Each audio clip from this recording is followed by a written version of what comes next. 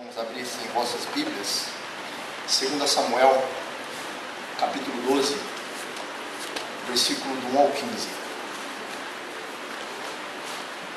2 Samuel, capítulo 12, 1 ao 15.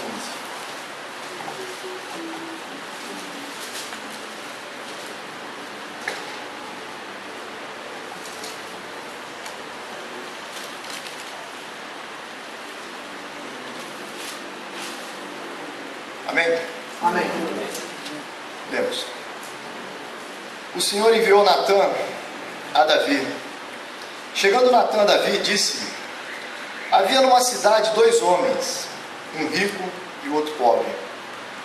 Tinha o rico ovelhas e gado em grande número, mas o pobre não tinha coisa nenhuma, senão uma cordeirinha que comprara e criara, e que em sua casa crescera junto com seus filhos, comia do seu bocado e do seu copo bebia, dormia nos seus braços e a tinha como filha.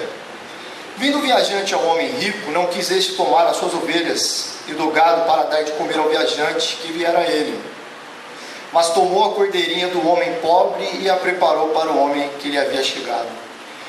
Então o furor de Davi se acendeu sobremaneira contra aquele homem e disse a Natã: tão certo como vive o Senhor, o homem que fez isso deve ser morto, e pela cordeirinha restituirá 4 vezes, porque fez tal coisa e porque não se compadeceu.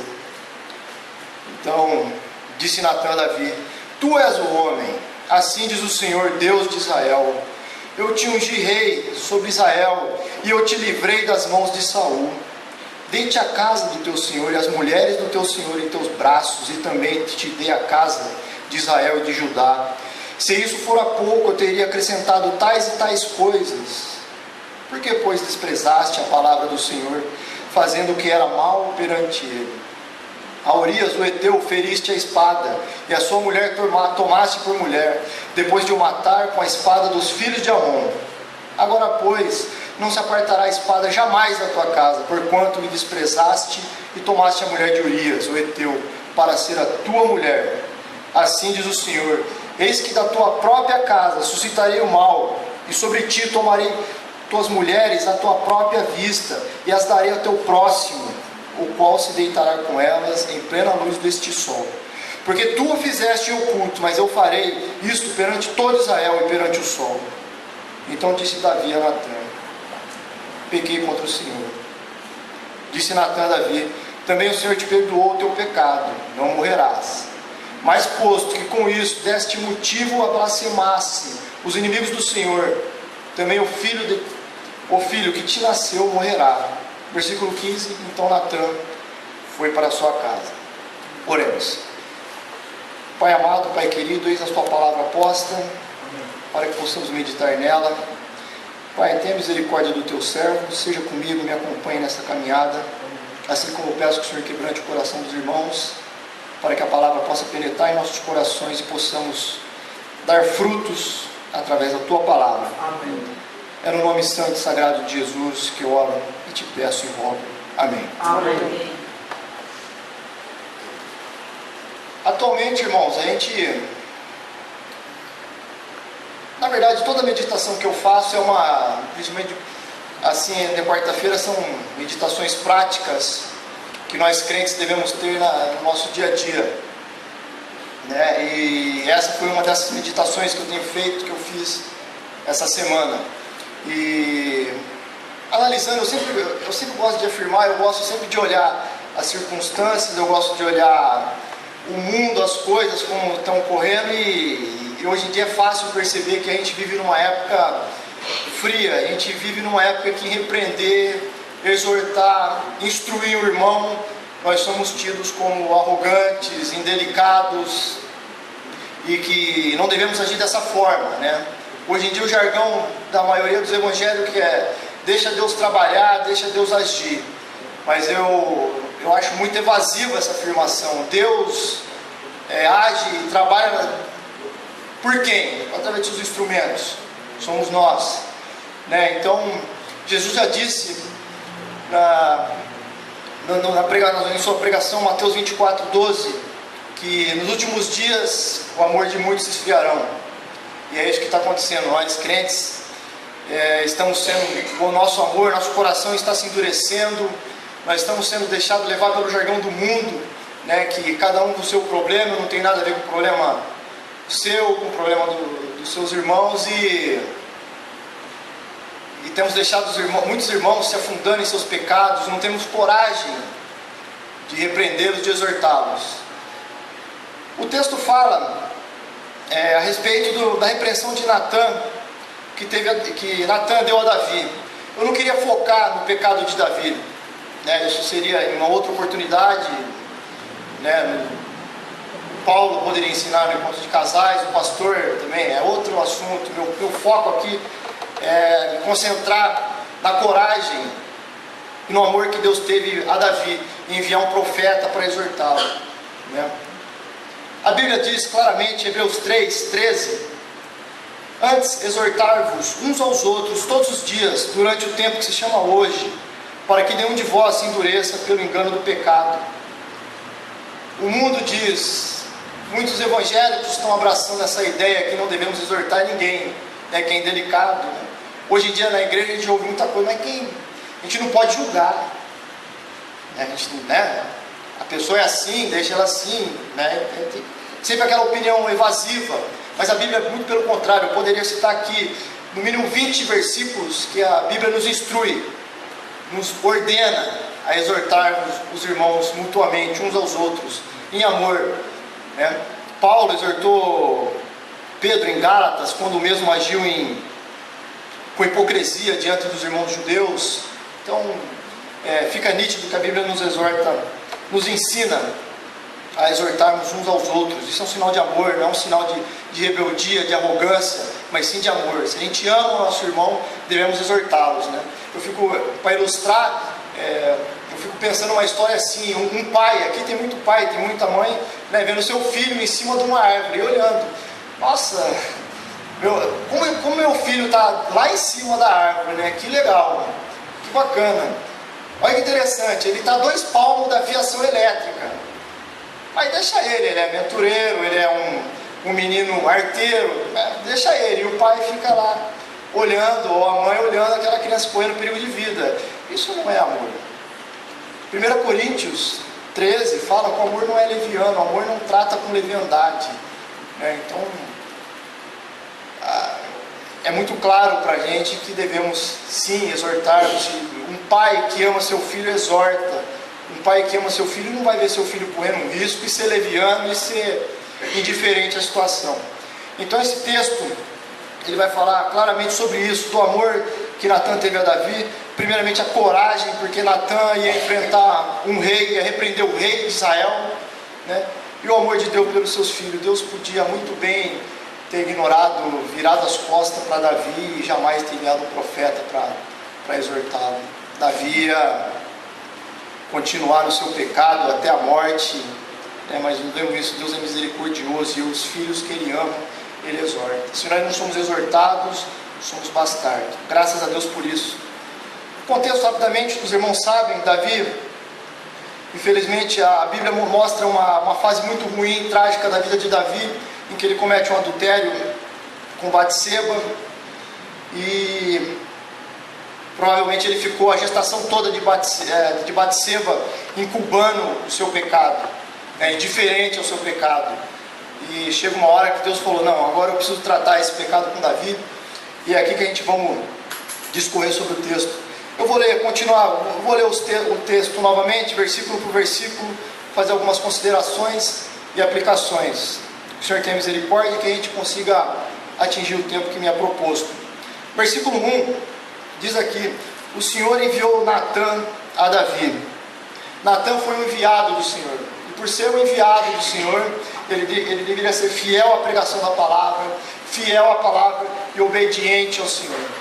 Salmos 118, versículo 6 diz: o Senhor está comigo, não temerei o que pode fazer o homem.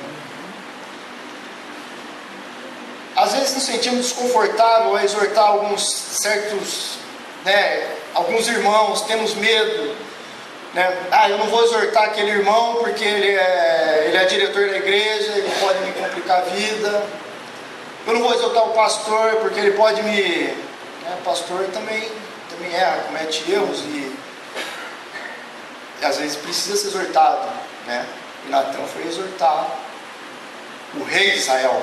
Eu não vou exortar aquele irmão porque ele é um bom dizimista, ele tem uma família tradicional na igreja, e eles podem se rebelar contra mim e eu posso perder muitos membros. E daí? E daí? O Senhor é comigo aqui, e eu não temerei homem nenhum, não temerei o que o homem pode me fazer. Natã, um homem enviado por Deus. Quando nós somos enviados por Deus, não devemos temer homem algum. Lógico que não por arrogância, mas sim por amor àquele irmão, para que a igreja continue sendo pura e sendo saudável aos olhos do Senhor. Continuando, versículo 2. Aqui, Natã, ele usa a sabedoria para tratar do assunto. Natã, ele vai usar uma parábola, uma história, para ilustrar a realidade do pecado, da situação que Davi se encontrava. É muito interessante notarmos que para exortar alguém, para Natã exortar Davi, ele usou de sabedoria. Provérbios 15, 1 fala: a resposta branda desvia o furor, mas a palavra dura suscita a ira. Não é de qualquer modo que nós vamos chegar nos nossos irmãos, não é de qualquer modo que vamos chegar ao nosso semelhante e exortar ele. De uma palavra de um jeito duro, de um jeito ríspido, mas de um jeito sábio, né? Eu, antes de vir para cá, eu era de uma outra igreja batista, eu tinha o meu pastor, o pastor Gustavo, ele já veio pregar aqui. Um homem muito sábio. Ele, apesar de ser novo, ele tinha muito atenção assim às suas ovelhas.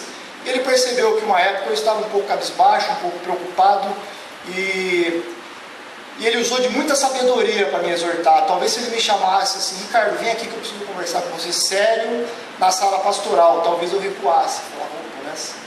Mas o que ele fez? Ele me ligou, ele sabe que eu amo corrida de rua, ele também gostava muito de corrida de rua, e me ligou: Ricardo, vamos dar uma corridinha comigo na Lagoa do Itaquaral? Pois não, pastor, vamos embora, será um prazer. E fomos. E nessa corrida, nesse contexto todo, ele com muita sabedoria me exortou e pregou a palavra para mim. Graças a Deus, aquela palavra, aquela exortação caiu sobre mim como um bálsamo, e eu recebi muito bem aquela exortação, muito bem aquela palavra. Então, nós vemos aqui que Natã realmente se preparou para tratar desse assunto. Então ele contou uma história. Eu vou fazer questão de repetir. Tinha o rico ovelhas e gados em grande número, mas o pobre não tinha coisa nenhuma, senão uma cordeirinha que comprara e a criara, e que em sua casa crescera, junto com seus filhos. Comia do seu bocado e do seu copo bebia, dormia nos seus braços e tinha como filha. Até aqui tá bom. A gente pode dividir essa história assim: o homem rico é quem? Davi. O homem pobre, Urias. A cordeirinha, Batseba. O viajante, o desejo pecaminoso de Davi. Quanta sabedoria a gente encontra em Natã para ele tratar desse assunto. Orou, Deus enviou, contou essa parábola e caiu assim com uma luva, né? Sabe a história de Davi? Tanto que no versículo 5 ele fala: então o furor de Davi se acendeu sobremaneira contra aquele homem, e disse a Natã: tão certo como vive o Senhor, o homem que fez isso deve ser morto, e pela cordeirinha restituirá 4 vezes, porque fez tal coisa e porque não se compadeceu. Natã foi sábio, orou ao Senhor, exortou Davi. Davi caiu como um patinho, né, na armadilha de Natã, e abriu sua guarda. Natã não precisou fazer nada. Davi mesmo se condenou.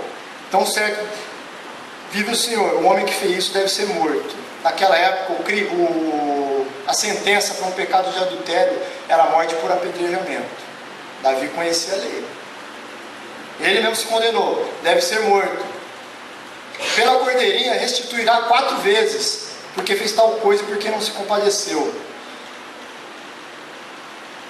A lei em Êxodo 22:1 diz que quando nós temos uma ovelha roubada, né? Quando nós roubamos uma ovelha, devemos restituir 4 vezes aquilo que nós roubamos. Roubou uma ovelha, restitui 4. É interessante ver como Davi conhecia a lei, como Davi teve a audácia de falar em nome do Senhor e não enxergar para ele mesmo. Assim somos nós. Eu falo por mim. Eu era assim até pouco tempo atrás. Eu era perito em enxergar pecado nos outros, mas o meu, às vezes eu cutucava o irmão, né, do lado, não aqui, né, mas às vezes quando os pastores pregavam, traziam mensagens mais duras, exortativas, né, eu tinha mania de cutucar. Olha, essa mensagem está dando naquele irmãozinho lá, e eu cegão, né? Olha como o que a Bíblia ensina aqui. Davi, conhecedor da lei, conhecedor da palavra, estava com o coração duro, o pecado incubado no coração dele. Ele não deu a mínima bola para o que Natan estava falando. Ele não entendeu nada, ele se condenou, ele deu a sua sentença, mas não sabia que Natan estava falando dele. É interessante notarmos, irmãos, que Davi pediu a restituição de 4 ovelhas, 4 cordeirinhas para o homem da parábola. E é interessante a gente notar que Davi perdeu 4 filhos no decorrer da história. Aqui no capítulo, esse capítulo 12 de 2 Samuel é um texto que vai começar a falar da história de tragédias, de castigo do Davi. Daqui para frente, os irmãos puderem meditar, lerem daqui Samuel daqui para frente, vai ver que a vida de Davi daqui para frente foi uma tragédia. Tragédia após tragédia. Então aqui as 4 cordeirinhas que Davi realmente pediu a restituição foi, primeiro, o filho de Batseba, o filho do adultério. Depois, mais para frente, ele perdeu o seu filho Anon. Depois Absalão, depois Adonias. 4 cordeirinhas Davi restituiu por causa do seu pecado. Às vezes pedimos muita coisa, às vezes falamos, condenamos nossos irmãos, mas estamos, na maioria das vezes, nos condenando. E Deus não deixa o pecado passar impune. O pecado sempre vai trazer consequências na vida de um crente. Deus perdoa os pecados, mas alguns pecados podem nos trazer consequências terríveis. Versículo 7. Então disse Natan a Davi: Tu és o homem. Que coragem de Natan. Que coragem.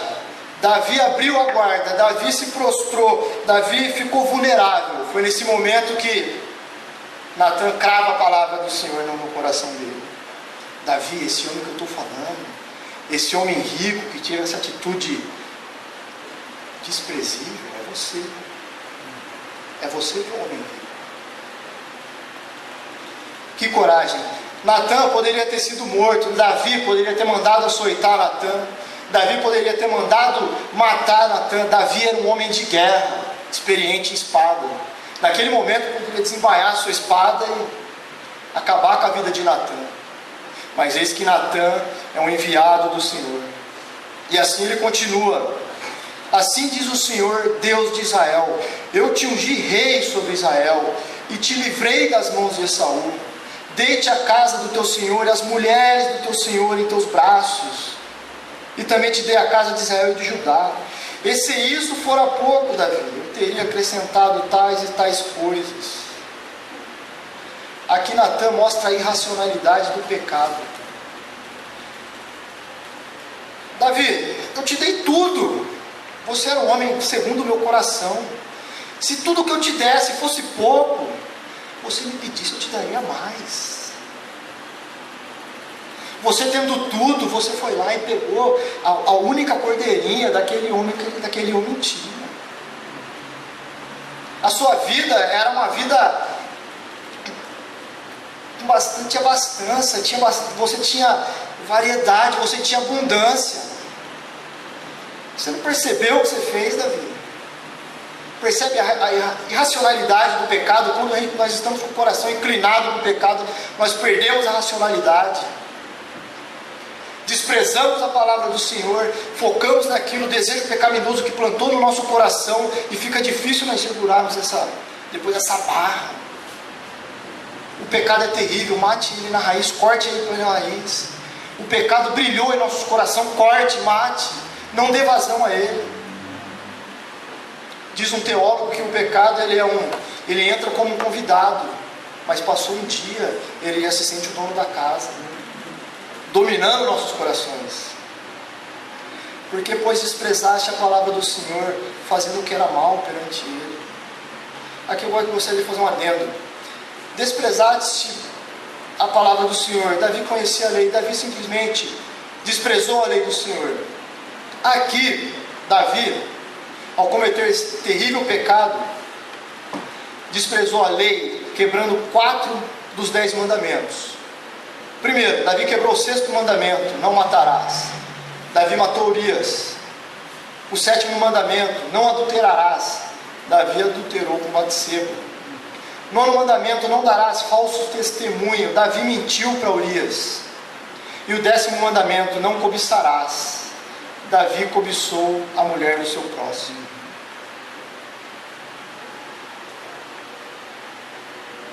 O rei de Israel, o homem segundo o coração de Deus, 1 minuto de vacilo, de impulso do seu coração, ele cometeu um pecado que ele pagou pelo resto da vida dele. Os irmãos podem falar mais hoje, e eu já ouvi muito isso. Hoje vivemos o tempo da graça, eu não tenho obrigação nenhuma com a lei, eu não preciso obedecer à lei. Isso serve para nós. Cada mandamento que nós quebramos todos os dias, a lei que nós quebramos todos os dias. Por isso que Deus nos salva, porque nós não somos incapazes de cumprir a lei. Eu não tenho obrigação, alguns irmãos dizem que eu não tenho obrigação nenhuma com a lei. Aí eu pergunto para esses irmãos: então quer dizer que eu posso adorar outros deuses? Porque o mandamento fala: não adorará outros deuses. Eu posso fazer imagem de escultura, então? O mandamento fala: não fará as imagens de escultura. Então, os irmãos, eu tenho uma convicção a respeito da lei e a respeito da graça, mas isso eu não gostaria de abordar aqui agora. Nós crentes dessa dispensação da graça, nós não temos obrigação nenhuma com a lei. A lei para nós é como se fosse um código de ética, a qual nós possamos nos basear. Eu estou montando um estudo sobre os 10 mandamentos. Se um dia eu tiver a oportunidade, eu posso trazer os irmãos, mas em todos os mandamentos eles são ligados a nós hoje em dia. Então, nós temos sim alguma certa obrigação, não em questão de salvação, mas em questão de um código de ética com a lei nós temos. Então, não fica bem assim dizer que a gente não tem nenhuma obrigação com a lei. Temos sim, Pelo contrário, a lei ainda para nós nos guia, não para a salvação, mas com um código de conduta. Aqui Natan continua: porque tu fizeste em oculto, mas eu farei isto perante todo Israel e perante o sol. Mais para frente nós vamos ver que Absalão, quando expulsa Davi do seu reino, ele abusa de todas as concubinas de Davi em plena luz do dia, em público, na frente de todos. O que Davi fez em oculto, Deus falou: seu castigo vai ser esse, eu vou fazer à luz do dia, na frente de todo mundo. Absalão, de uma forma atrevida, abusou de todas as mulheres concubinas de Davi em plena luz do dia. Para ser um pouquinho mais preciso, se relacionou sexualmente com as mulheres de Davi na frente de todos. Imagine que vergonha. Como Deus foi duro no castigo com Davi. Aí vem versículo 13. Então disse Davi a Natan: pequei contra o Senhor.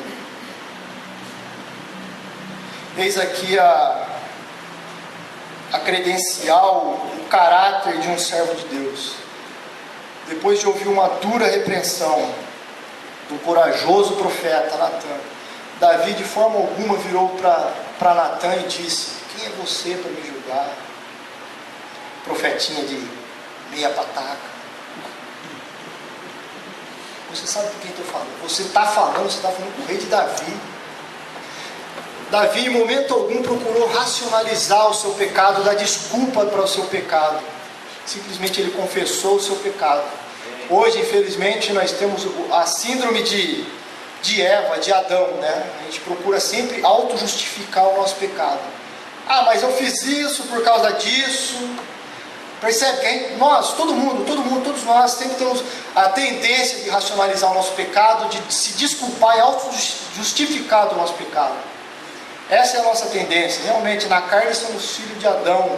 Então, muitas vezes encontramos esse embriãozinho da auto-justificação do pecado em nossas vidas. Mas Davi, ele simplesmente disse: pequei contra o Senhor.